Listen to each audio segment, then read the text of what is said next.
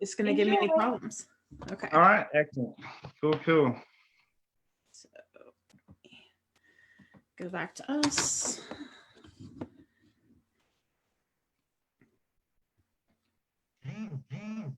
It looks like, yep, alrighty. Hi, I'm Sarithkin. I'm a Benantier, and this is part of my 50 Duke quest to, it was supposed to be to fight 50 Dukes this year, but it's going to be to interview them. And lucky me, I get to interview people from all over the world. And I'm here with Duke Felix Arnett von Danzig. I hope I said that right, Yep. From Lock. And I'm looking forward to talking to him. I watched a little bit of your, well, I'm lying, not a little bit. I watched it twice. I watched the mental thing twice. So it wasn't a little bit. So I know a little bit about you, but I usually start these with your origin story, and I've seen pictures. So I know you found the SCA early, but can you tell us about it? Yeah, absolutely. So I was at primary school. So my first year of school, I was 6 years old, and my teacher put on this video, and it was just a recording of a TV article interview thing that they had from the Isle of Man, which there was this just big reenactor event happening around the castle on the Isle of Man. And I saw armor, and I was instantly hooked. So from that point, like, all I wanted to do as a child was be a knight. So if there was a piece of plywood in my dad's workshop, I would get him to cut it into a sword for me. And I think I started to bug my dad a little too much. From the time I was 6 to about 10, I think he was really frustrated. So he went out and he found the SCA for me. And he came home from work one day and he's like, David, we're going to this event on the weekends. You've got to wear this though. And he gave me this little tunic he quickly made up for me.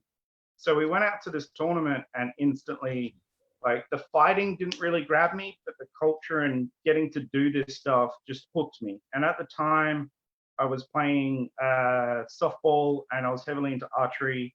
So fighting wasn't really that clean of a sport to me. It was kind of like a bunch of messy armor, just kind of fighters thugging it out. And that didn't really capture me, but I wanted to do it. So I'm like, that's it. I'm going to take up traditional archery and ditch my modern equipment. And that's it. I'm hooked.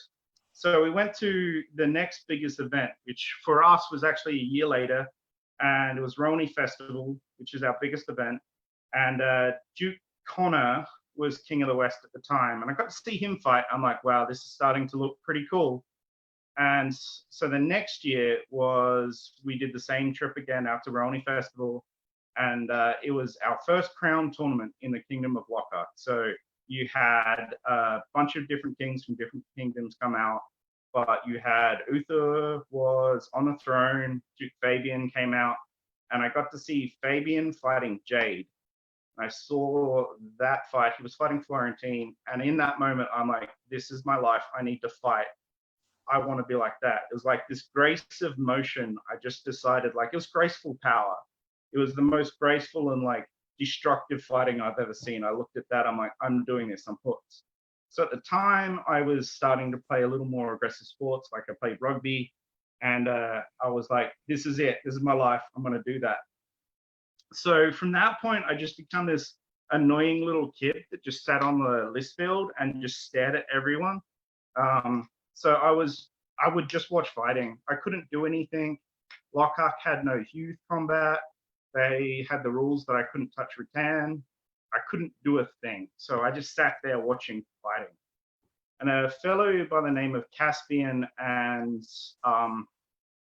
Master Marcus, who's an armoring laurel, basically went, look, at this training, we're going to teach you some stuff anyway. So they took me aside and they gave me a piece of rattan and they put a helmet on my head and they taught me the basic shots and things like that. And I was like, this is amazing. Thank you so much for doing this. But then shortly after, I found out from my father that we were going to move states. So that we had to move from New South Wales on the east coast of Australia to South Australia. Which was kind of crippling at first because I got to South Australia and there was no knights in our group. There was no one to really teach or help me along that line. So I was a little bit bummed out by that, but that lady becomes my saving grace. Like, that is honestly the thing that made me the fighter who I am, was that move. So we moved to South Australia, and at the time I would have been 14. So they told me I wasn't allowed to fight, but one particular fellow said, all right, look, I know what their rules are, but if you're doing well in school and you show me your report card, I'll put you in armor at the side of trainings or behind the, fence where no one can see us, and we can fight.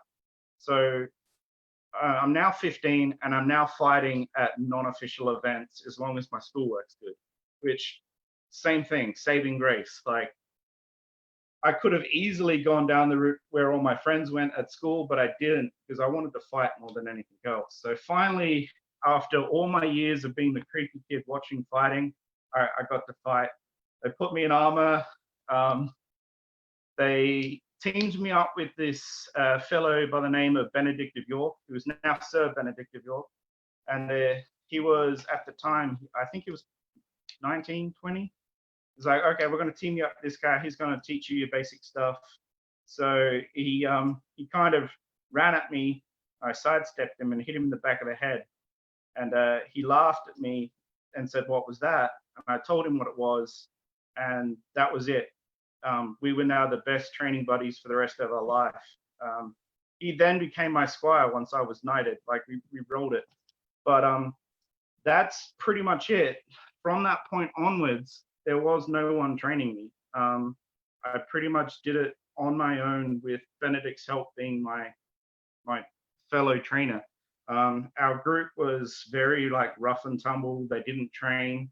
So they would only fight tournaments. They wouldn't fight. They wouldn't train. They'd do slow work, maybe.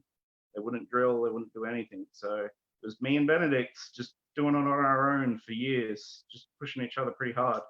And so that's pretty much how I started. And that's my origin. Did the two of you come up with your own training? Yep. We basically come up with our own thing, and we both started fighting as minors, and we both kind of had this respect to our elders that at the time we still thought everyone in our group was, doing the right things. But then after a while, we started traveling, and we started to see the difference between other groups and our own groups. So we started running different trainings during the week. So we went from one training on the weekends to as many trainings we possibly could during the week. And we would drill, and we would try to cope with the hardest situation. Like, at the time, the barony was just full of mace fighters that wanted to stand toe to toe. So we were the only two sword guys, and we decided, okay, so we started doing range drills to really control our range so they could never get close to us to hit us. And then we started working on the extreme, which is what if they do get close? So then we started to train to see how we could adapt to fight in close, and then get ourselves back to the maximum range we needed. And we heavily just bounced off each other for years, just trying to come up with a training that was gonna work. In the end, it's one of those things that I'm always sad about, because the environment that myself and Benedict created almost destroyed our group. So all those people that didn't want to play or didn't like losing to us because we were putting in the effort, they all left. So our numbers went from a good 20 fighters down to about 5 or 4 of us. But they weren't really training anyway. So they were just, it was a very toxic group of people that basically ended up leaving after that. And then we started to get some new blood in, because the toxic group wasn't there anymore. So newcomers would feel welcome, and we started to build.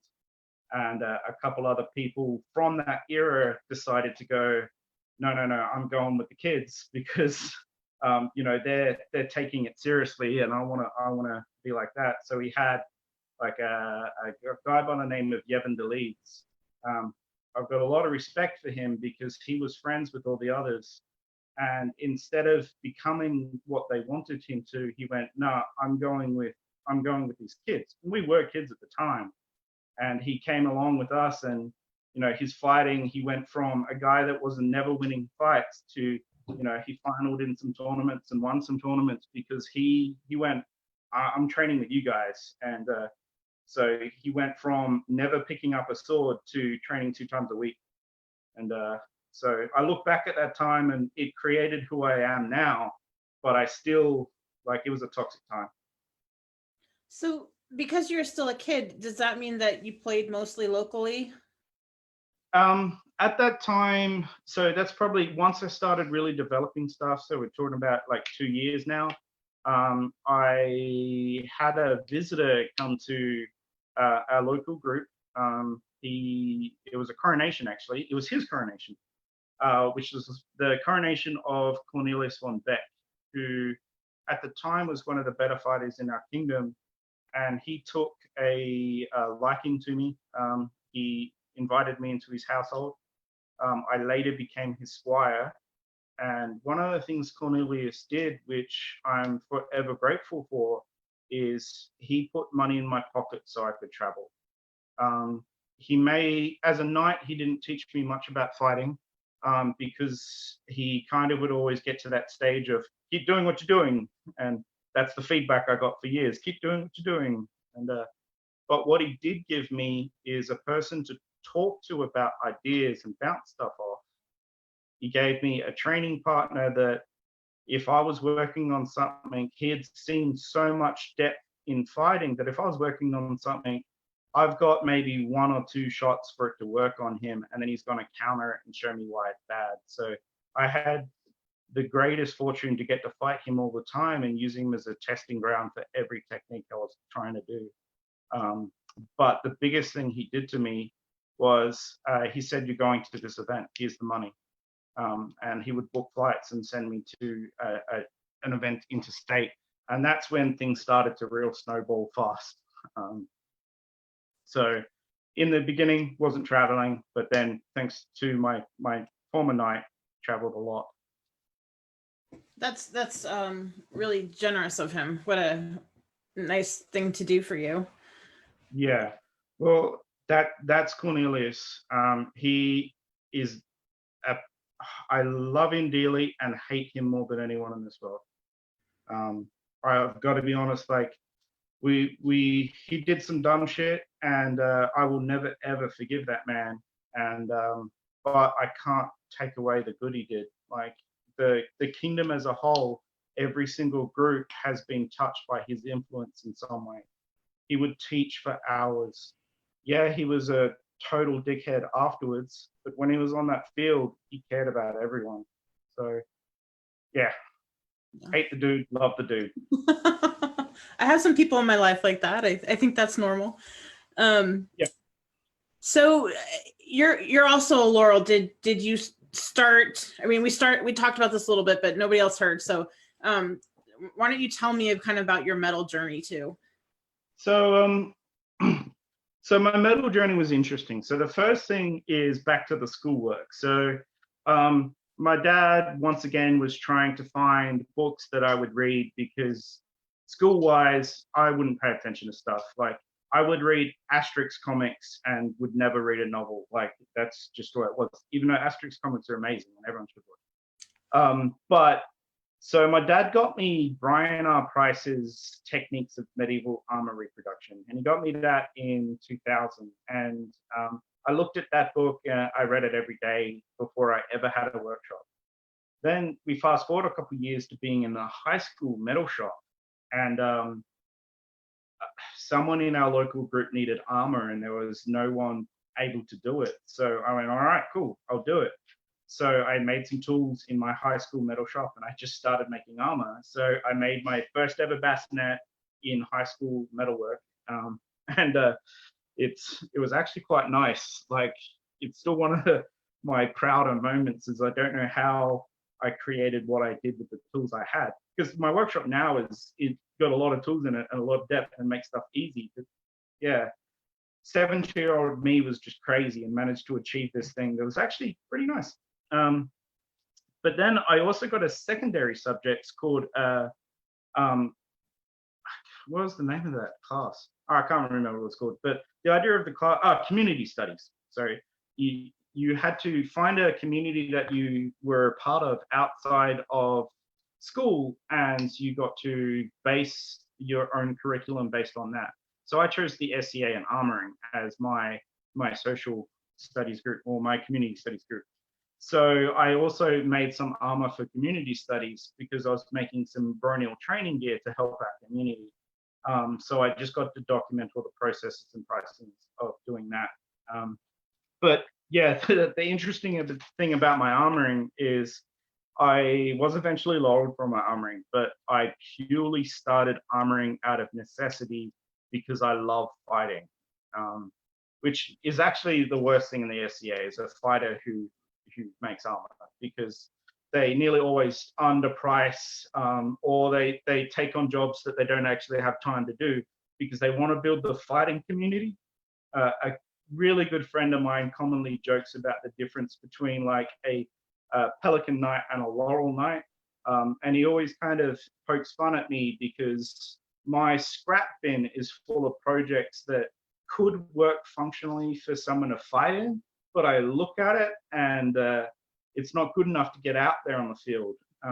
So the Laurel Knight is always, the ego's attached to the way the thing looks, and the Pelican Knight is just like, no, we need fighters, get them out there in safe gear. Safety is all that matters. So I end up finding a really hard place because I started with the intention of just helping my group as much as I can, but then I got hooked with the art of armoring, and now I'm obsessed with making stuff better every time. Like, I can't make the same piece repeatedly. I want to make it better the next time and then better the next time.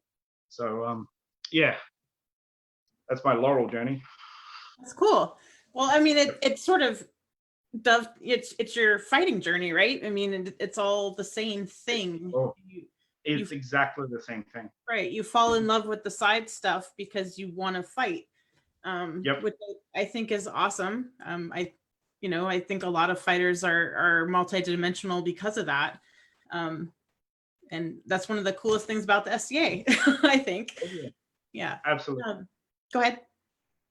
No, I was just agreeing. Okay. So how long were you squired to Cornelius?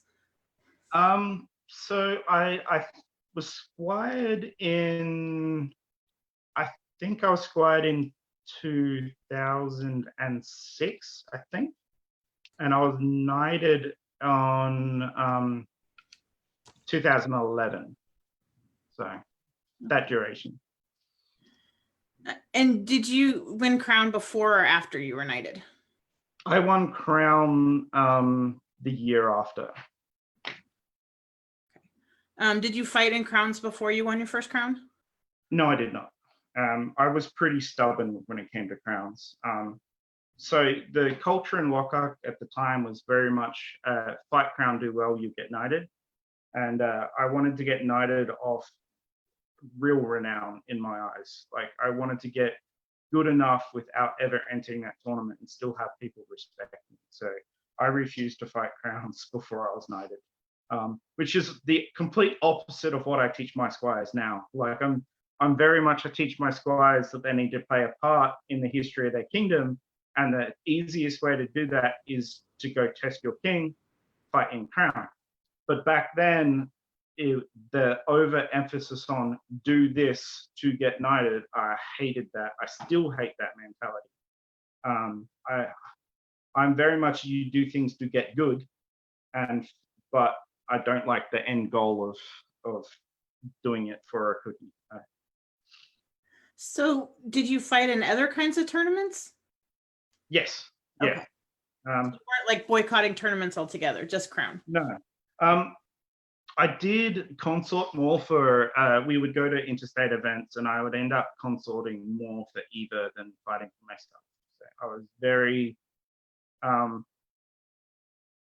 was predominantly her only trainer at the time, and I was more, my mindset wanted her to achieve more than myself. So I would, quite often, I would consort for her and watch her fighting and critique her. things like that and fight for myself. But I did fight a lot of tournaments, and I did do well in a bunch of like coronation tournaments, like rose tournaments, the day after coronations or the tournament after crowns. I would fight in. Like I always had armor at them. I just wouldn't fight them. Would you fight the big tourneys at Rowan? I before I was knighted, yes. I haven't really fought the big ones at Rowan since I've been a knight. First reign I fought them as crown, but the second reign I hurt my ankle fighting a bunch of kids. They were chasing me and I ran and fell in a hole and twisted my ankle as crown, so I couldn't fight the last portion of festival. Okay.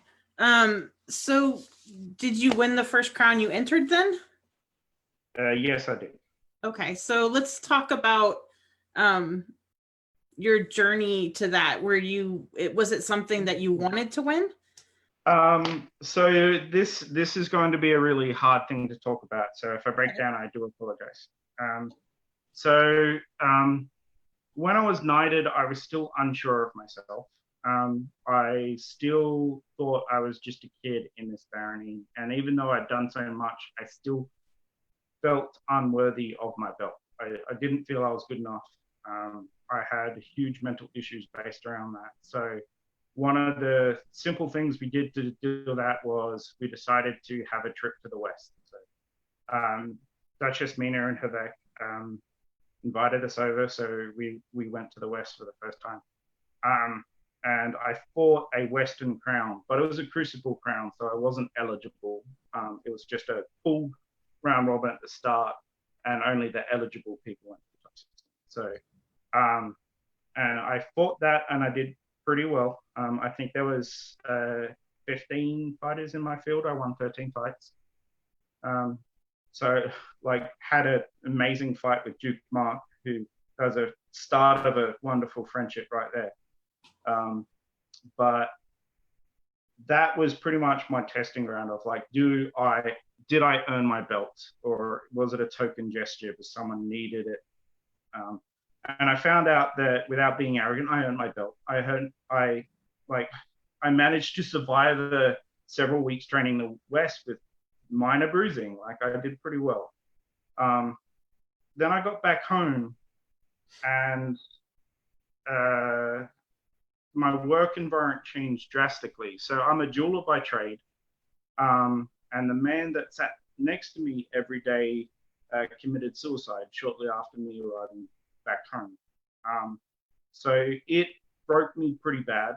It ruined my work life, and I spiraled deep into depression. But the only thing that helped me was fighting.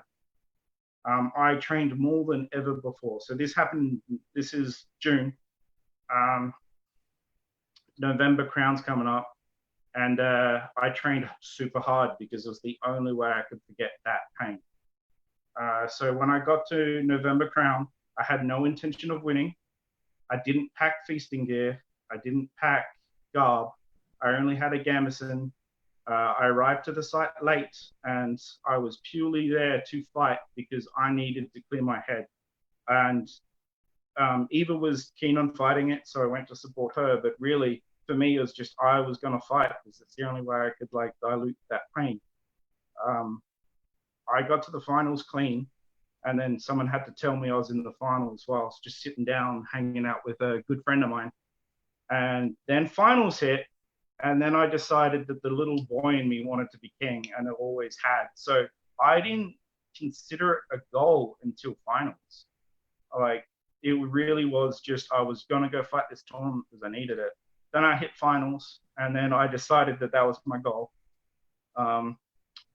But really, like, I've never really trained for events anyway. Like, I'm just a big believer in do the repetition, just train the same all the time, evaluate what you're doing all the time, and eventually the byproduct is success. I don't really like the overemphasis on training for events. I think that does a lot to our mental space that I just don't like. I would rather be I'm very insular in the way I act anyway. Like I'm very quiet, and I would prefer just to get on with my thing and not really set a goal. And I also find it's kind of hard when I get to an event as well, because I would rather be jovial than that serious hyper focus on winning. I save that for the fight, and I use all that hyper focus in the fight, and then once I'm out the fight, I'm just relaxed again. But yeah, that is my sad story of my first crown. Which that's probably the first time most of the kingdom ever heard that as well. So Well, I thank you for sharing that. I think it's wonderful that fighting has been such a great way for you to work through things. And I mean, I use it for the same thing, but I think that's awesome. So somebody's asking who you fought in the first Crown Finals. Andrew Daniels, AD, before he was knighted. Florentine fighter. And Mark wants to know if your early experiences at training is why you're so mean and scary at practice.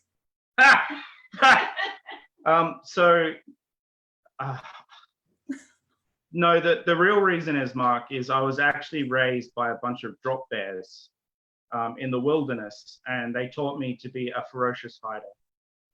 No, there is a true thing. So why I'm mean at training. Why I'm mean at training is those early biker dudes at trainings. They used to joke about hurting us. They used to joke about, you know, once we got authorized, once we were adults, they were going to hurt us. They were really nasty. And so I developed my way of training that I never, ever wanted my students to be scared of anyone. But I decided if I I kind of protected them and wrapped them in glad wrap, that they're down to be scared. There's someone that's going to do that. So I decided with the people that trust me is I will be the scariest, brutalist fighter they'll ever meet. So at training to my students, they go through hell because I never want them to be scared. So we do it in a trusted environment where we can talk about it and we can escalate it up or down, but I will not have my students scared of anyone. So I am, at times, I am a incredibly brutal fighter, and which isn't the way I like to fight. If I could one-shot people all day long, I would. Like, I love a fight that I don't get touched and it's no contact, it's clean, there's no doubt with what happens. But at training, occasionally I will pretend to be that rough and tumble fighter, or I will pick a certain fighter in the kingdom that is renowned for fighting like that, and I will be them. I will grab a different shield, I will grab a different sword, and I will be that guy, because I never want my students to be scared. So do you guys talk about that beforehand? Say, hey, I'm going to fight like X tonight, or? Generally, I don't. Okay. We will have a talk about it, and I will, sometimes I'll do it warming up at a slower thing. So I'll fight in a certain way, doing slow work, and try to get them used to that movement style. And that's slow enough where there's no fear yet that they can go, oh, you're fighter X today. And I'll be like, yes, I am fighter X. But generally, I want them to kind of deal with it in a more natural sense of them working it out and going, oh shit, the fight's changed, I've got to adapt now. I just control what I'm doing. Like, I'm not going to all of a sudden go from a range fighter to hitting someone in the spine. I'm going to try to escalate it in what I think my student is capable of. But a lot of this was developed when I decided to solely be Eva's trainer. Because at the start, I wasn't training Eva. I let everyone else do it. And then I was at a training session where a certain person suggested something to her, and I lost my shit. I'm like, that's just going to get her hurt. And I stepped in. I'm like, that's it. So I had the chat with Eva, and then we just started training heavily together. And this is before we were dating. So yeah, she was the first experiment of me treating her that way and just making sure she was never scared of anyone. And, yeah, so thanks, Mark. Was that before you were knighted? Yeah, yeah. And but she didn't squire to you. She squired to Mark. Well, she squired to Eva's journey is a little bit different. She's we don't have to talk about you. I wondered. Yeah, no. Mark came in right at when we were trying to turn a fighter into a knight. Like Mark was the turning point for that, because especially when Eva only had one person to work stuff out with, and even though I don't, my tournament style isn't analytical. What I'm renowned for is being able to break down fights. So the problem is Eva's trainer is training hurts, right? I'd go into a training session and Eva would have her goals. And if I knew about the goals, my analytical brain would shut them down and kill it. Like I just could not, because I don't have a pain tolerance. Right. So I hate getting hit. So if I knew she was working on something, I would shut it down and kill it. So then Mark comes into the equation and they talk about stuff away from me. And then Eva comes out, kills me with it, and then I have to think about it. I think about it. So really, Mark was almost the polisher of both of our fighting. Because I was going to say that Eva, both better. I got drastically better because I had to work it out in the moment instead of having a little pre-planned idea of what's going on. Interesting. That's pretty cool. So what I was going to ask is, so it's not just about your intensity level. It's about bringing different styles, and by pretending to be other people, I would imagine that would help you understand how to defeat their fight as well. So by training your people, you're also sort of training yourself. Absolutely. One of my big beliefs is a lot of people don't see the point in drilling. They'll see it for the student, but they don't see it for the trainer. I basically look at every drill has a point that the trainer can learn from. If I'm doing just a repetition drill on something, I'm also can catalog openings that happen with particular things. So there's always a chance to learn in every environment as long as you want to.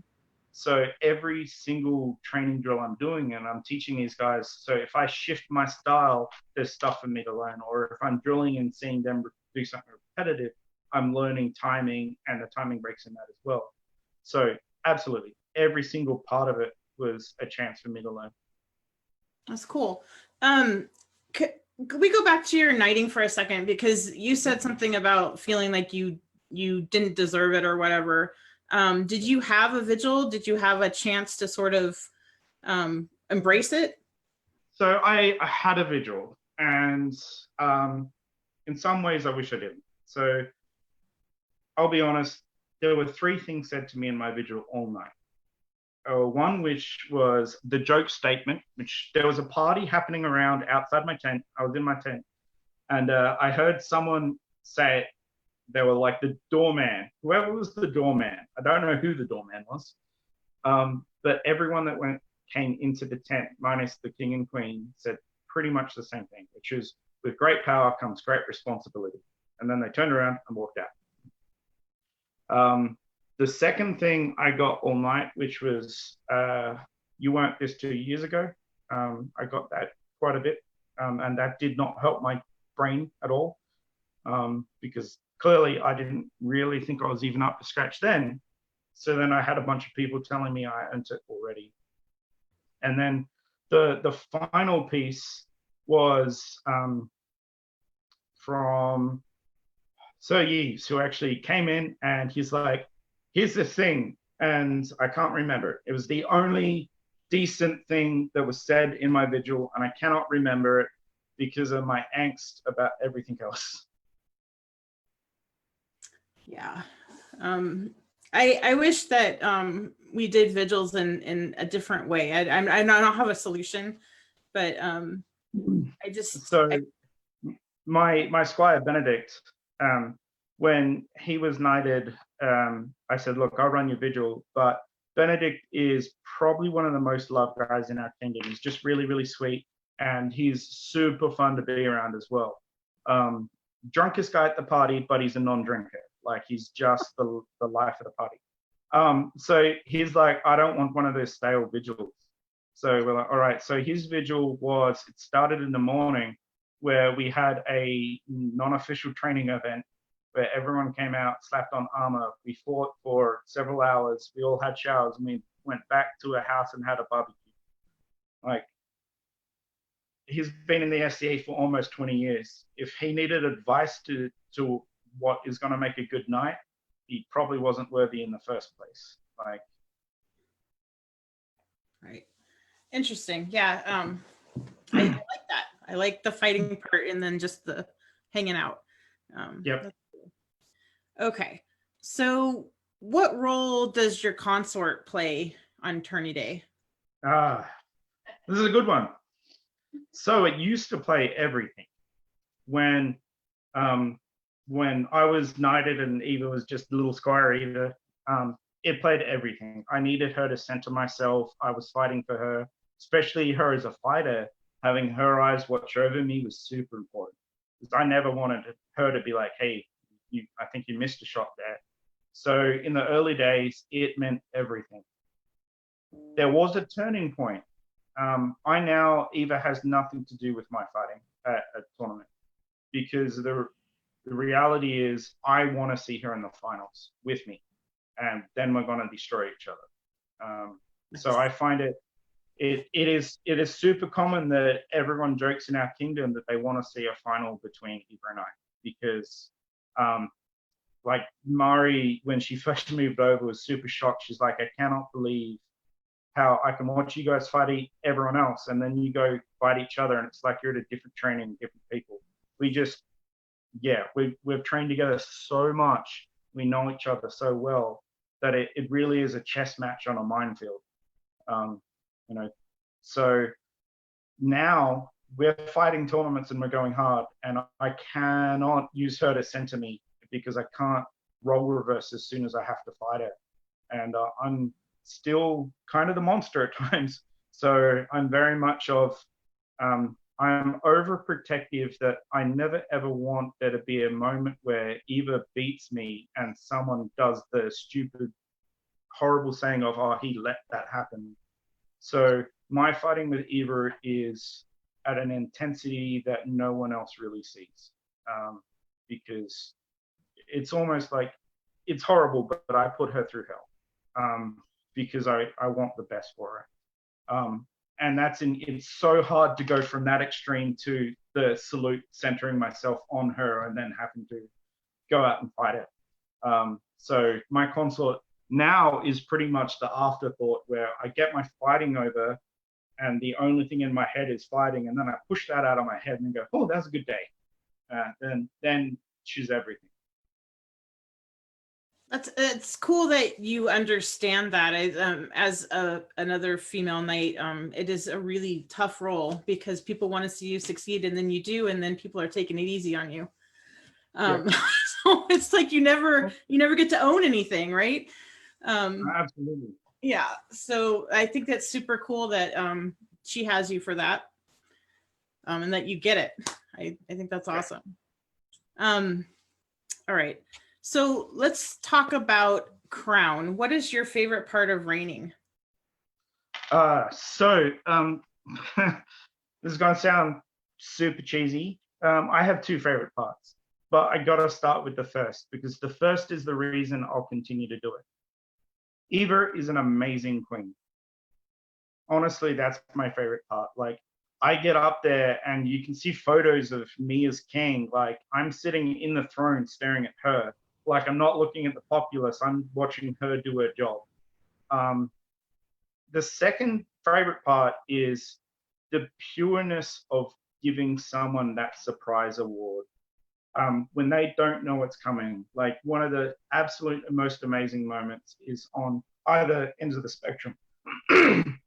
So the first AOA, that sheer moment of sheer shock in someone's eyes when you say the words. And I'll be blunt, like, there are some ways people give out AOAs, and then there's the way we give out AOAs, which is we make sure it's almost like a mini peerage in the way of generally Eva will research everything about that person and what they've done and speak about all these deeds and why. It's that connection between the royalty and the new blood that is so important. And it's a magical moment. But on the other end of the spectrum is the long time player, the person that's moving towards a goal. Now, I hate peerage ceremonies as king doing them because it's like a wedding day you don't want to ruin. So everyone has all these ideas on how they want to look and how they want to do it. So I don't want to ruin it as king by saying the wrong thing. But when you get to ask someone to become a peer, that sheer moment of shock, it's like that first day all over again. It's like when you give an AOA, it's that again, because they've spent maybe 20 years or 10 or 5 years working towards this goal, and that sheer moment of it's happening. Like the ceremonies are beautiful and everything, but that moment of asking someone to become a peer, it's amazing. And it's the reason, all those other reasons I'll do it again if I can. Like, I'm definitely not a 2 and out type. But you're not training for it. You're just training to be the best fighter in the world. Yeah, I train not to get hit. Like, I am very self-directed, though. Like, in some way, my fighting is very much about me. So I'm just training to be the best I can and hopefully chase some people. What is your favorite tradition in your kingdom?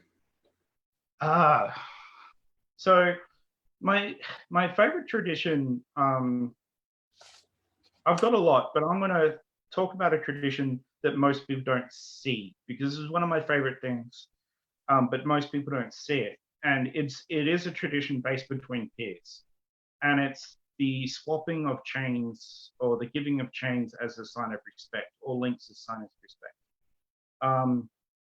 I love that tradition. It's so subtle. It doesn't happen in court. It's this private thing, but it's just that those fight, your control or whatever, your character, and then they give you a chain because they're so thankful for it. I love that tradition. It happens in Lockhart. It happens in the West. I don't know if it happens anywhere else, but it's so interesting because some of us are chain collectors. We end up wearing a bunch of different chains. And I think the general populace probably thinks, they're either made or bought or we all got them in our ceremonies. But a lot of them have that 5 years after you've been a knight, someone will see you and go, I didn't believe you should have earned this, but now I see, and they give you a chain. I love that moment. So that's one of the coolest traditions because most people will never see it.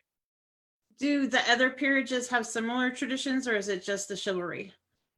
In Lockhart, fealty is filthy. So we all wear chains and we all give chains and swap them and stuff. So, well, that's interesting.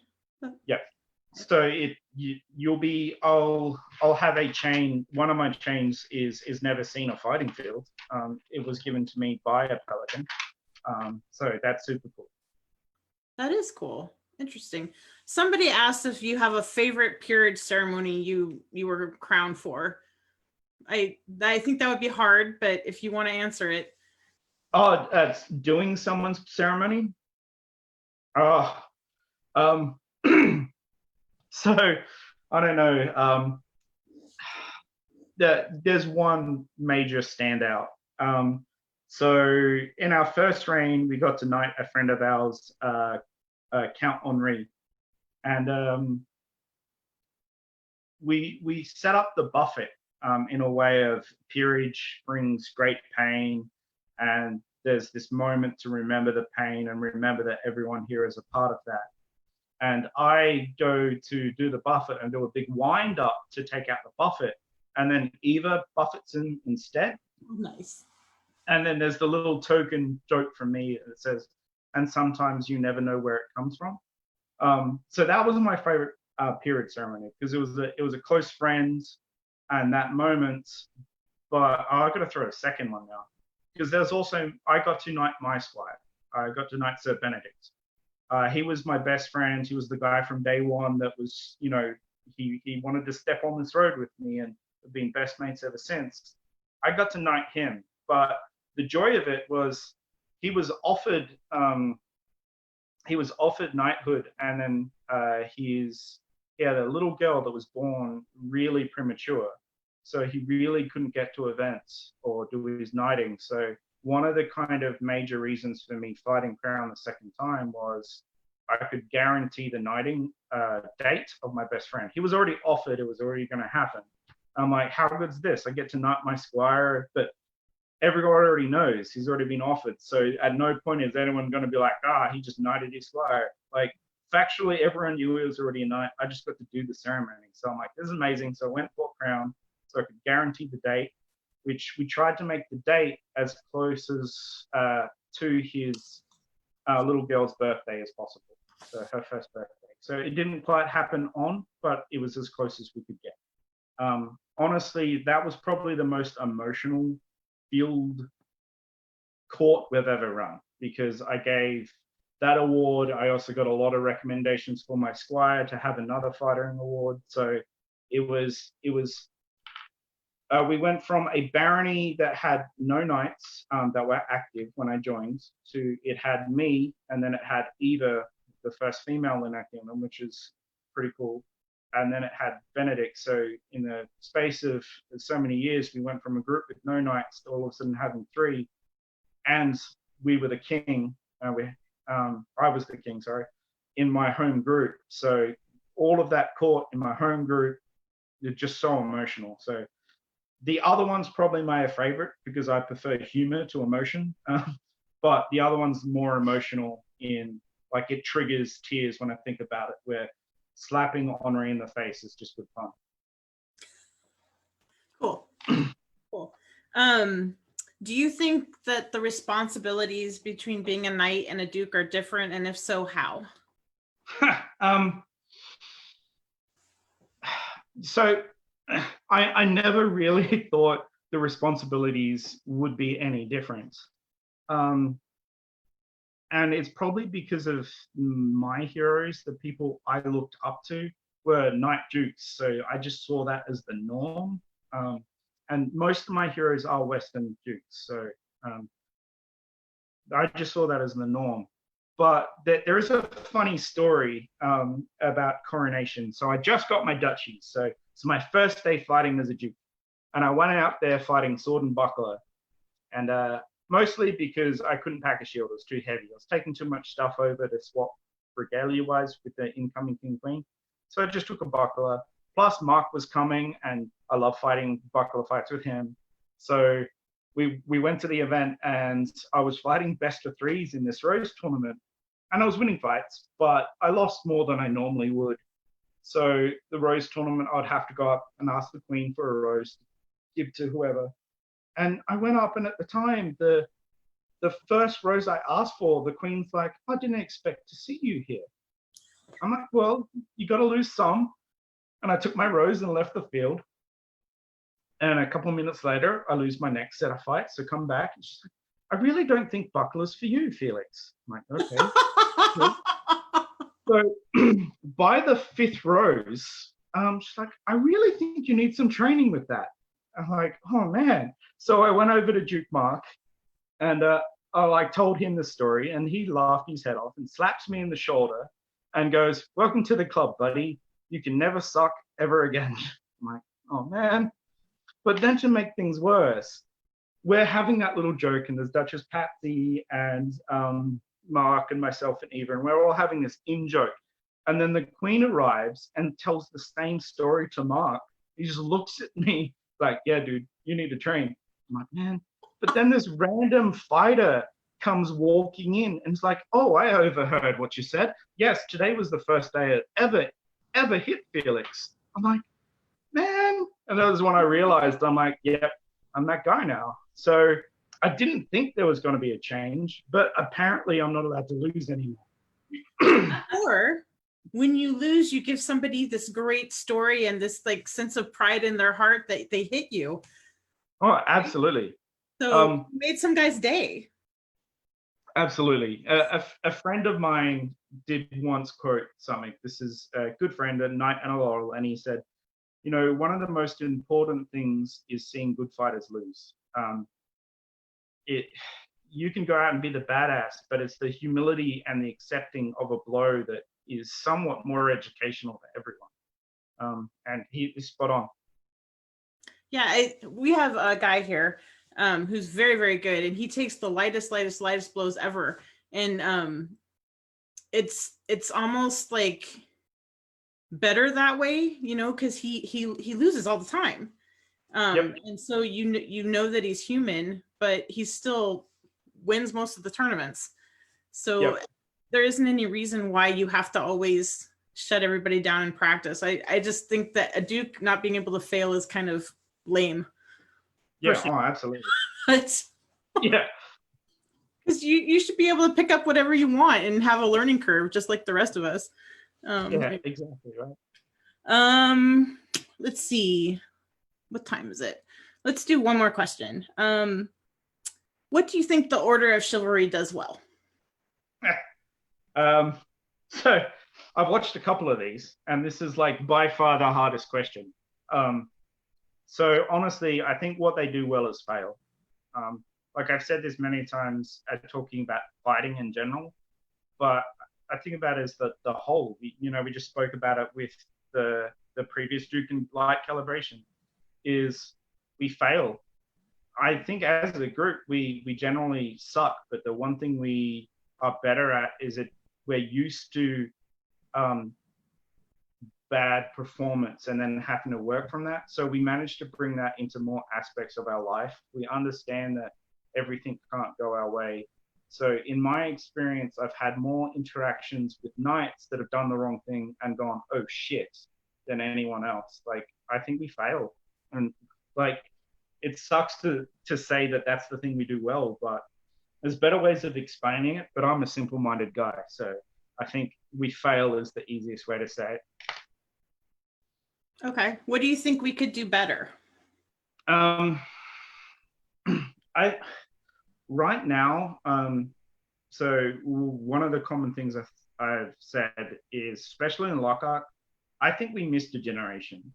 Like I really do. I think numbers wise across, like especially in the West as well, I think there was just like a generation where we were so big, we were the dominant reenactment group, and we just kind of skipped we skipped getting new people during that time. We kind of skipped helping people.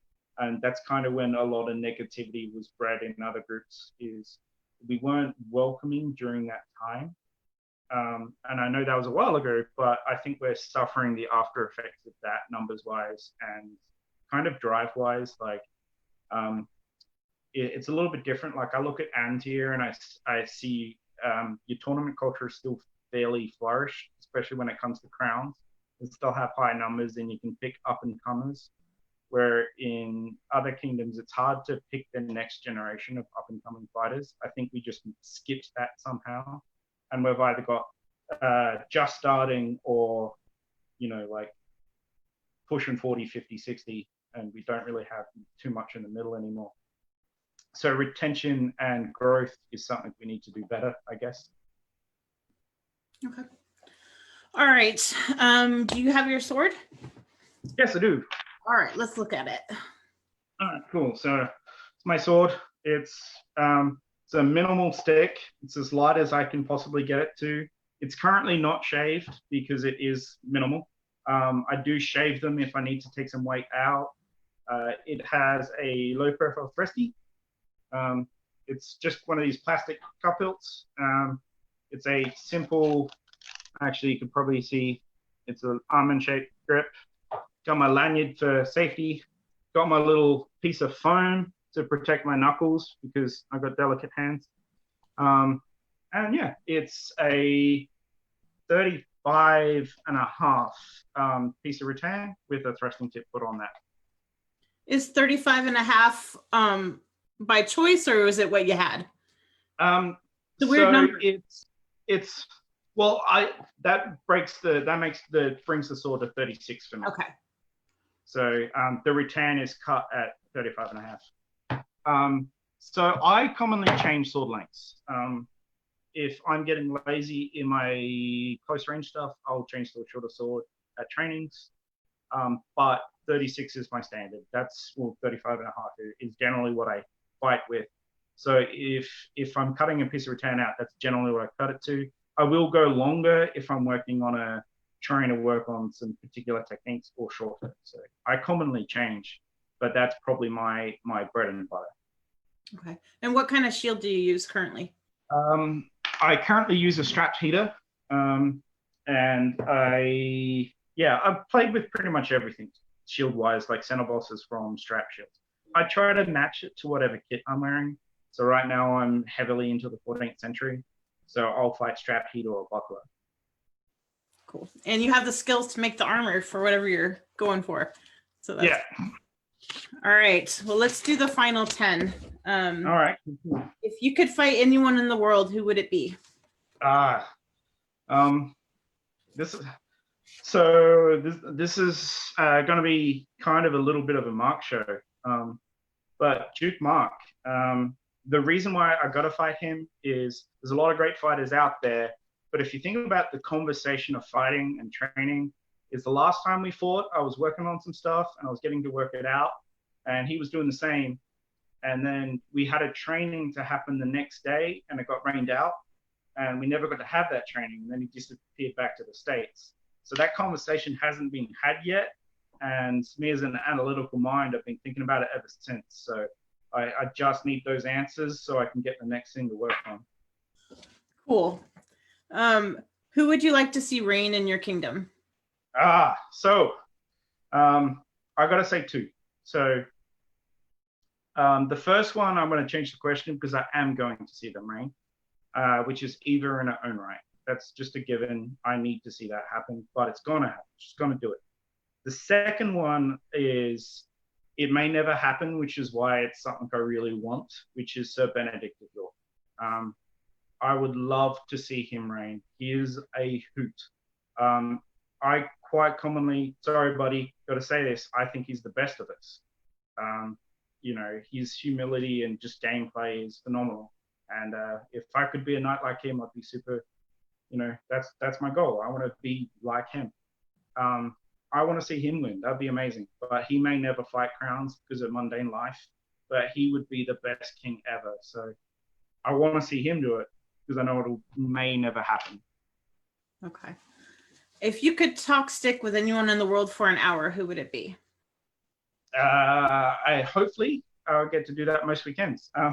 So there are some phenomenal fighters out there, but language-wise and just conversation of my own game, just Duke Mark Arundel. Like he just gets it. So I love chatting with him. He's so eloquent with what he says. I'll come in with just typical Australian, like blur, and he'll make it sound good. So I want to talk to him. Mark, you're getting all the love, all of it. Yeah. All right. What is your favorite medieval-esque or period movie? All right, cool. So I'm going to answer this one as a 8-year-old child, which is the movie is Dragonheart, because who doesn't want a dragon pet voiced by Sean Connery? Plus Dragonheart was my earliest introduction to knightly virtues in a visual form, other than just reading in a book. So Dragonheart, there's better movies, but the kid in me that joined the SCA, Dragonheart, every time. I have to know, did your dad continue to play, or did he bail out after you aged up? So he continued for a long time, and then he got back into old things. He's heavily into photography, so at some point he left. It's funny because my mother, however, only joined because she got sick of never seeing me and my dad. But she stayed and my dad went. So he's doing other things with his life. He'll still turn up to big events because he's got a lot of friends in the SCA too. So when they turn up, he'll pop out. But he doesn't play anymore. All right. If you could add a rule to the rules of the lists, what would it be? Yeah, this is a super hard question. So I like SCA fighting the way it is, but if I could change anything, I would change one rule that can't actually be changed because I know why the rule exists. So I hate indestructible hands. It changes fighting styles to a way of I could cover my face with basket hilts, and I don't like that. But the armorer in me knows how hard it is to protect hands. So it's a better rule to just have impact to hands, not targeted, and big cup hilts that if they get hit, it doesn't count. That's safe and that makes the game fun. But the kind of the fighter in me that likes medieval swords knows that I'm not going to be fighting with a cross-hilded sword out in front of me with my hands exposed. Like, you get hit in the hand, you can't control the weapon. That's your day out. So if I could change anything, it would be hands count, but it's too hard to ever make a rule. Or maybe some sort of target substitution rule with the hand. I don't know. Yeah, it's too hard. Yeah. What is your favorite tournament format? So Lockhart, sometimes we're really lucky in our crowns. Occasionally, round robins. So we'll have a round robin crown. I absolutely love round robin crowns. With our numbers, like, I like big Western crowns, and we're never going to get that, as it's too expensive to get to a crown tournament. But if you have 16, 17 people fighting a crown and you make it a round robin, if there's 18 people, that's 17 fights. That's a pretty intense crown. So it's best bang for your buck if you're flying and you've dropped $600 to fly to an event and you get guaranteed 17 fights. That's amazing for a crown. So round robin crowns, absolutely love them. Cool. What is your favorite event? Favorite event is La Provedura. So we run that in our barony here in South Australia, and we do it every 2 years or 3 years. I can't remember. Every 3 years. And it is a round robin. So the first one went for 6 hours. It had 32 people in it. So it was a 32 person round robin. Amazing. And that event has so much, my heart's attached to it, because that's when we first met Mari. We bring her out for the first one, and so much changed because of that event. So that easily, La Provedura is my favorite event. That's a good one. I went to the one in the West before it moved to Australia. So yep. Let's see. If you could have, well, this is probably a bad question for you, but if you could have any helmet, regardless of cost, what kind would it be? Can I have an extant one? Sure. Cool. So I don't need a fight in it. So if that's the case, there's a Maximilian Armé in a museum that I would love to just be able to touch for a good half an hour. But if it was an SCA helmet, like anything made by Robert McPherson, Mac, is an amazing armor, probably one of the best armor minds of our era. Even people like Ugo, when they're struggling with something, will contact Mac to be like, hey, how would you do this? Something made by Mac. Absolutely. Right. Cool. It's Saturday morning at Estrella, and several people want to talk to you about last night. What did you do? I got really, really drunk and started talking about fighting for hours. And then they wanted to tell me that it was a useful conversation. And I won't remember any of it. Nice. It happens every time I start drinking at an event, at a war. I'll end up in a conversation somewhere about fighting. And then the next day, everyone will come up and introduce themselves to me and be like, that was a great conversation. I learned so much. And I won't remember anyone in it or anything I said. So, but apparently, quoting yourself. Yeah, apparently drunk me is more useful than sober me. So that's funny. All right, who's your favorite fight ever? All right, cool. Yep, got it. So, series of fights. So Duke Fabian from the West. Yeah, I had some fights with him a couple of years back where he's been out for a while, and we were training at a private training at Havek's place. And I was doing pretty well, right? I was doing pretty well. And then 2 days later, we go to another training, and I'm still doing pretty well. And then the third training, we go out to Bart training, and Fabian's just modified everything. he's just all of a sudden a different fighter. He's taken everything he's learned in those 2 previous fighter trainings and just destroyed me.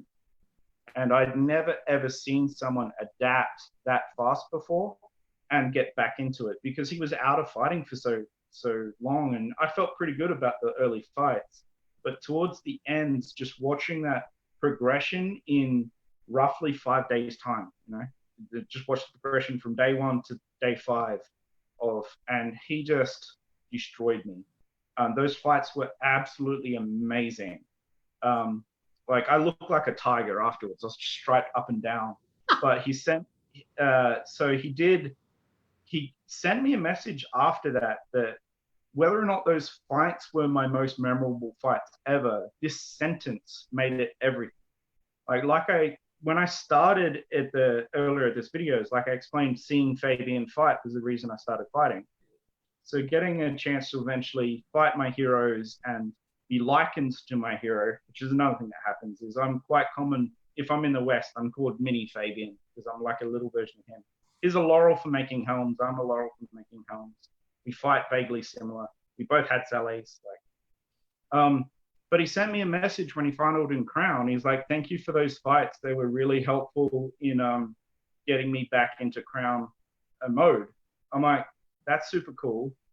So that's like going to the Olympics for your country, right there. Like, your hero sending you a message saying thank you.